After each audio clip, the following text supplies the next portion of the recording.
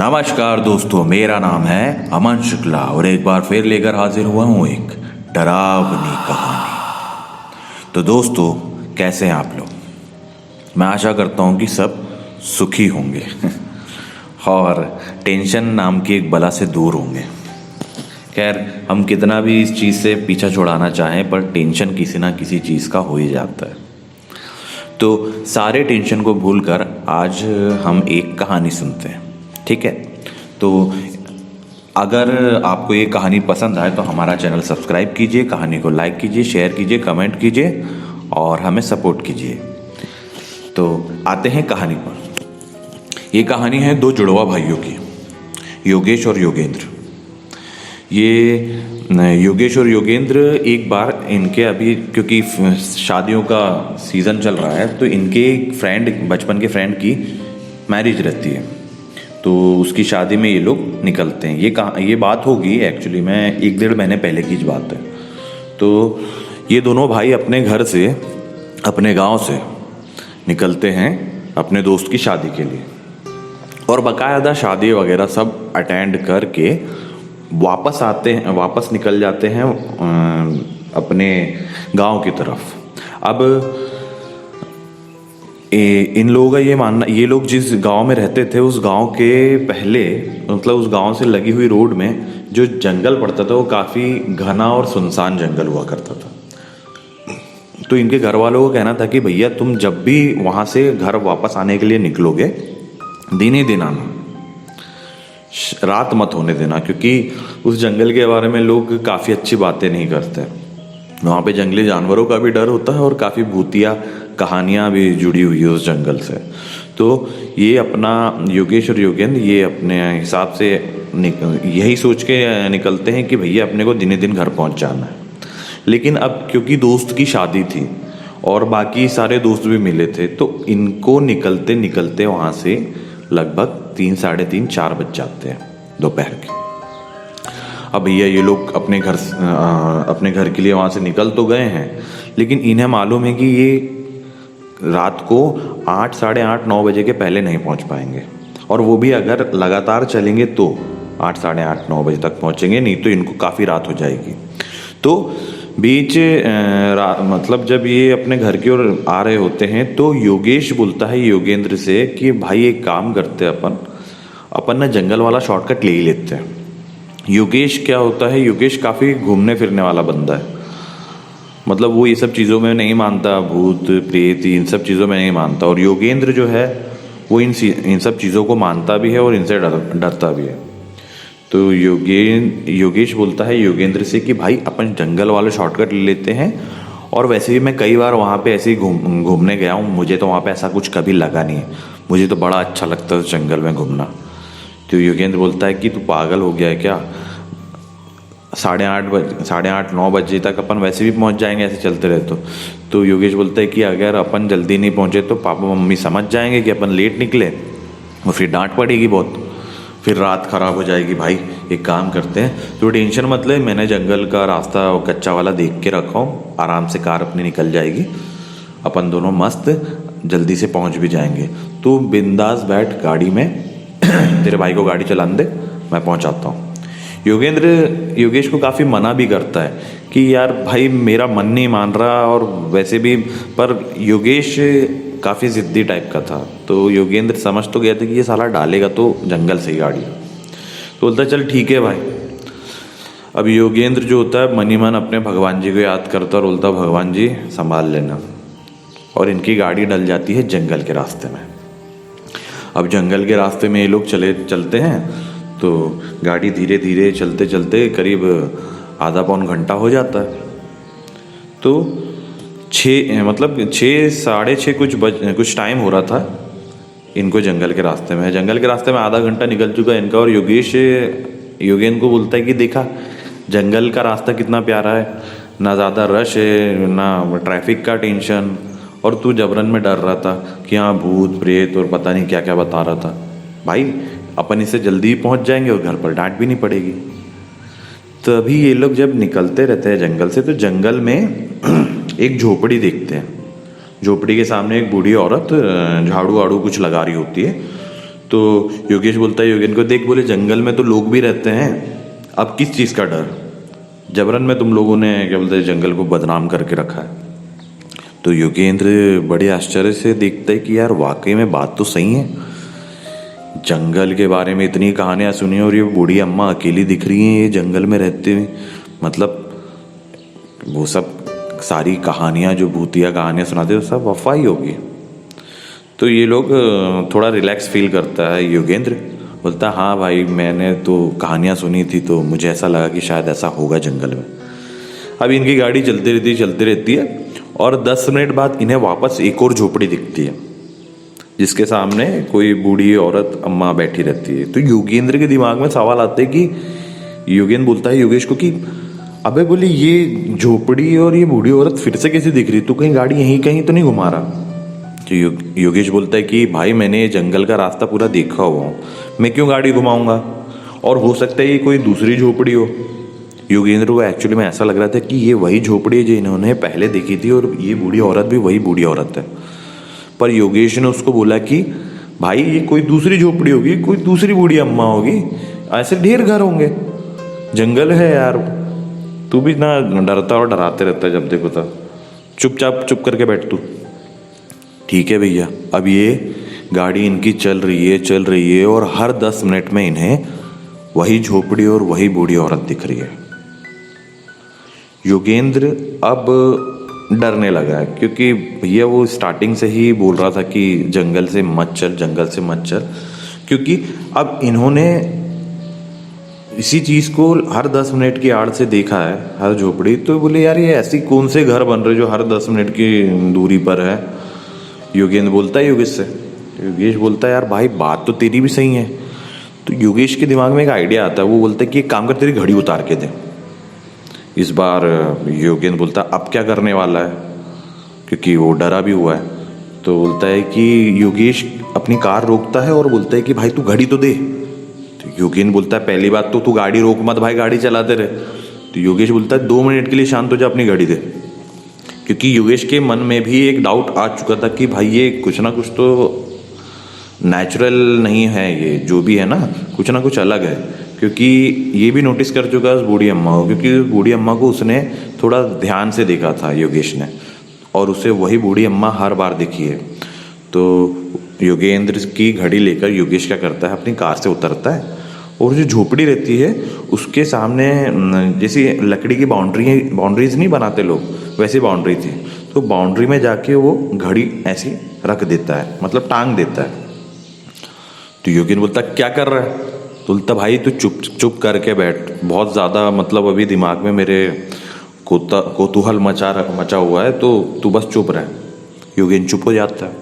ये गाड़ी स्टार्ट करते हैं और निकल जाते हैं। अब भैया इन घड़ी में इनके समय हो रहा था 7:10 जब योगेश ने वो घड़ी वहाँ टांगी थी बाउंड्री में। अब ये अपनी कार चलाते रहते हैं और 10 मिनट बाद वही घर और घर के बाउंड्री में योगेश देखता है कि योगेंद्र की घड़ी टंगी हुई है। अब योगेश का जो डर है ना, ये कंफर्म हो जाता है कि भैया ये अपन किसी पैरानॉर्मल एक्टिविटी में फंस चुके हैं। वो कहते हैं ना एक छलावा टाइप का होता है जंगल में भी, कि आप एक ही जगह में राउंड घूमते रहते हो, इस टाइप का कुछ योगेश समझ जाता था। इस चीज़ के बारे में योगेश ने भी सुन रखा था कि कई बार ऐसा होता है कि आप फंस जाते हो। अब भैया योगेश जाता है और घड़ी निकालता है, योगेंद्र की ओर देखता है तो घड़ी पे 7:20 हो रहा है। योगेश समझ जाता है कि जब उसने घड़ी टांगी थी 7:10 हो रहा था, अब 7:20 हो रहा है, मतलब ये यहीं कहीं इसी रोड में घूमे जा रहे। लेकिन इस बार जब योगेश योगेंद्र की कार इस झोपड़ी के सामने थी ना, तो वहाँ पे कोई बूढ़ी औरत नहीं दिख रही थी, एकदम सुनसान खाली सन्नाटा था। अब योगेंद्र बोलता है कि भाई क्या हुआ, ये अपन फिर से वहीं आ गए ना, क्योंकि योगेंद्र भी योगेश की टेक्निक समझ चुका था कि वो क्या करके देखना चाह रहा है। अब योगेंद्र के अंदर इतना ज़्यादा डर था कि भैया वो अगर घबरा जाता तो उसको संभाल ही नहीं सकते थे, लेकिन उसकी आंखों में ना थोड़े थोड़े आंसू आने लगे थे। योगेश बोलता भाई क्या हो गया तुझे। तो योगेंद्र बोलता है यार भाई अपन कहीं गलत फंस गए, मेरे को नहीं लगता कि अपन बच पाएंगे। योगेश बोलता भाई शांत रहे, कुछ ना कुछ होगा, कुछ ना कुछ होगा, भगवान का नाम ले, शांत रहे। ये अपनी गाड़ी स्टार्ट करते हो, फिर से गाड़ी स्पीड में चलाना चालू कर देते हैं। और इस बार योगेश सोचता है कि मैं कहीं और किसी और रूट में डाल दूंगा गाड़ी और कहीं और निकल जाए, लेकिन इस झोपड़ी से छुटकारा पाना है। लेकिन वही बात फिर से दोहराई जाती है। योगेश कहीं कहीं किधर भी अपनी गाड़ी डालते रहता है कि भैया जहाँ उसको रोड मिल रही है वो उस रोड से हटकर हर जगह डालता है गाड़ी, लेकिन वो हर बार उसी झोपड़ी के सामने आके रुक जाता है। और लास्ट में एक्चुअली में होता क्या है कि जैसी ये गाड़ी अपनी स्पीड में भगाकर आते रहता है और फिर से दूर से उसको वही झोपड़ी दिखती है, ये गाड़ी बहुत ज़ोर से ब्रेक मारता है। और जैसे ब्रेक मारता है, ब्रेक मारने के बाद इसकी गाड़ी के एक के बाद एक चारों टायर बस्ट हो जाते हैं। योगेंद्र अब काफ़ी डर चुका था, वो रोने लगता है। वो बोलता है यार आज अपन यहीं मरेंगे, अपना कुछ नहीं हो सकता भाई, मैंने तेरे को पहले ही मना किया था कि इस जंगल वाले रास्ते से मत डाल। 8:30 से 9 क्या 12 बजे पहुंचते, पर जिंदा तो रहते घर पहुंचते तक। अब तूने जंगल में डाल दिया और ये देख टायरों पूरे चारों टायर भी पंचर हो चुके हैं, क्या करेंगे, कहाँ जाएंगे। जब अपन कार से नहीं भाग सके, दूर जा सके, तो पैदल कहाँ जाएंगे। अब भैया योगेंद्र इतना हाइपर हो चुका है ना कि योगेश भी सुन्न पड़ गया है। अब ये लोग बैठ के सोचते रहते, तभी सामने से इन्हें एक बाइक का लाइट दिखाई देता है। मतलब जैसे दूर से अगर कोई 2 व्हीलर आ रहा हो ना, तो उसका सिंगल लाइट अलग ही नहीं दिखता है। ये लोग घबराहट के मारे मतलब बिल्कुल सब सुन्न हो चुके हैं। और वो जो बाइक है, वो बाइक वाला आते रहता है, इनको दिखता है। तो योगेश बोलता है योगेंद्र से कि 2 मिनट शांत हो जा। योगेश अपनी कार से बाहर निकलता है और वो गाड़ी को रोकने की कोशिश करता है, लेकिन वो गाड़ी वाला जो बंदा रहता है वो पहले ही योगेश को देखकर ब्रेक लगा देता है अपनी। और वो बंदा आकर पूछता है योगेश से कि क्या हुआ भाई साहब, आपको मतलब यहाँ पे क्यों खड़े हो आप इतने टाइम में, मतलब 7:30-8 बज रहे हैं रात के, और आप यहाँ पे क्या कर रहे हो। तो योगेश बोलता है भाई साहब हमारे साथ एक्चुअली में हम लोग यहाँ गए थे। वो पूरी कहानी बता देता है कि मेरे दोस्त की शादी में गए थे और वहाँ से हम लोगों को लगा कि लेट हो जाएंगे, तो हमने ये रास्ता से जंगल वाले रास्ते में डाल दी थी गाड़ी, और पूरा जंगल घूम गए, लेकिन पता नहीं क्यों ये झोपड़ी और बार बार आ जा रही है और ऐसा वैसा। तो जो बाइक वाला रहता है उसका नाम रहता है सुमित। सुमित बोलता है कि कौन सी झोपड़ी की बात कर रहे हैं आप। तो जैसे ही योगेश सुमित को बताने के लिए साइड में पलट के देखता है, तो वहां पे न कोई झोपड़ी, न कोई आंगन और न कोई बाउंड्री। ये चीज देखकर योगेश एकदम डर के मारे पीछे हट जाता है। बोलता है भाई साहब आप भरोसा नहीं करोगे, हम लोग कम से कम 1-1.5 घंटे से यहाँ फंसे हुए हैं। तो सुमित बताता है कि भाई साहब मैं फॉरेस्ट विभाग में हूँ, वन विभाग में, और हमारी चौकी पड़ती है वहाँ आगे, और आपका जो लाइट, आपकी जो कार है ना, कहीं मतलब पूरा जंगल वंगल नहीं घूम रही है, आपकी कार सिर्फ एक ही जगह पर राउंड राउंड घूम रही है। पहले तो हमें लगा कि भाई कोई ऐसी आ रहा होगा, मतलब जंगल के रास्ते से अपना कोई मस्ती कर रहा होगा, लेकिन जब इस बात को 1 घंटे से ज़्यादा हो गया तो मुझे मेरे ऑफिसर ने कहा कि उधर जाकर देख कर आओ कि वहाँ पे हो क्या रहा है, क्योंकि कॉन्टिन्यूसली लाइट जो है आपकी गोल गोल ऐसी घूम रही है। आप कहीं जा नहीं रहे हो, आप यहीं घूम रहे हो, इसी जगह पर खड़े खड़े घूम रहे हो। योगेश एकदम शॉक भी आता है सुन के। नहीं भाई साहब, मैं मानता हूँ कि मैं किसी दूसरी चीज़ में, मतलब किसी छलावा की इसमें फंस गया होऊंगा, लेकिन गाड़ी, मुझे याद है कि गाड़ी पूरे जंगल में घूमते हुए, मतलब जंगल का कोई ऐसा रास्ता नहीं है जो मैंने ना चेक करके देखा हो कि जिसके थ्रू हम लोग बाहर निकल जाए। तो सुमित बताता है कि भाई साहब ये जो छलावा होता है ना, ये ऐसे लोगों को फंसाता है, और एक सही समय आने पर जब लोग थक जाते हैं तो उनकी जान ले लेता है। अब ये सब सुन के योगेश तो पूरा सुन्न था, और योगेंद्र कार में बैठे बैठे एकदम शांत हो चुका था क्योंकि वो भी इन सब की बातें सुन रहा था।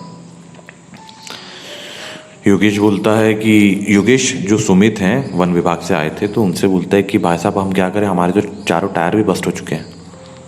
तो सुमित बोलता है कहाँ आपके चारों टायर बस्ट हो चुके हैं, आपके चारों टायर सही हैं। अब भैया ये चीज़ देखकर तो योगेश अपना सर पकड़ लेता है कि भाई साहब हमने एक के बाद एक चारों टायर बस्ट होने की आवाज़ सुनी थी। सुमित बताता है योगेश को कि इधर आइए। सुमित अपनी बाइक से उतरता है और बोलता है कि आपको भरोसा नहीं हो रहा ना, आप ये सर्कल देखिए। तो सुमित योगेश को वो सर्कल दिखाता है कि आपको लग रहा होगा कि आप जंगल घूम रहे थे ना, आपकी गाड़ी एक ही जगह पर यहीं राउंड राउंड घूम रही थी, ये देखिए पूरा सर्कल आपकी गाड़ी के टायर के निशान है। तो योगेश ये भी देखकर एकदम अचंभित हो जाता है कि बात तो आप सही बोल रहे हो, गाड़ी के टायर के निशान तो यहीं यहीं गोल घूम रहे और मुझे लग रहा था कि मैं जंगल घूम रहा हूँ, और जिस जगह पर आप बता रहे हैं ना झोपड़ी, आप इसी जगह पे बार बार घूम रहे थे।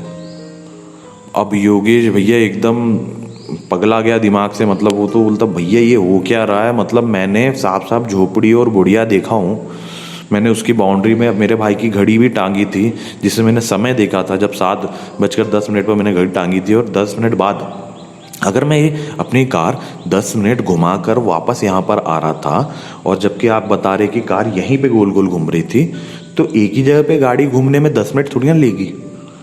मतलब उसका दिमाग एकदम भंड हो चुका था कि भैया ये हुआ क्या मेरे साथ, मैं समझ नहीं पा रहा हूँ।